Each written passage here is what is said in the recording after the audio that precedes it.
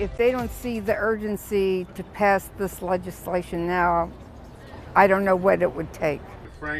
Hate crimes in Pennsylvania and across the country are on the rise. State lawmakers unveil new legislation to expand protections and increase penalties. Good evening to you. I'm Dennis Owen. I'm Alicia Richards. So glad you're with us tonight. So this comes on the same day jury selection begins for the man accused of killing 11 people at a synagogue in Pittsburgh. Sonica Bargo joins us now with our top story. Sonica. Alicia, Dennis, the Tree of Life shooting is top of mind today, but both people and lawmakers affected by that massacre told me this is about every vulnerable community.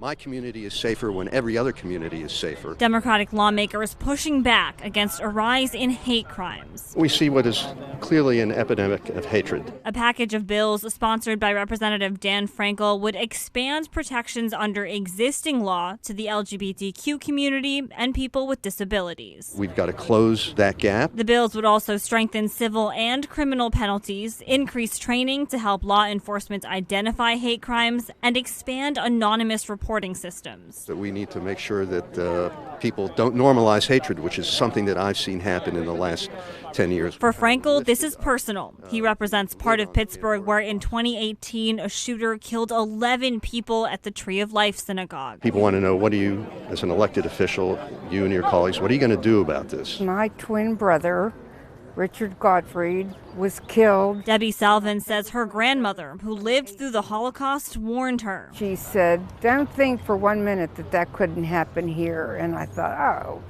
you know, we've evolved as a society. I don't see that happening here. And then it happened here. And since she lost her brother, Salvin says things have only gotten worse. It's disheartening to think that people don't think you have the right to exist. She says this legislation is necessary now. If they don't see the urgency to pass this legislation now, I don't know what it would take. I asked Representative Frankel if these bills have the votes to pass. He says they do have bipartisan support in the House, and he hopes the rising number of hate crimes pushes his colleagues to get this done. In the studio, Sonica Bargo, ABC 27 News.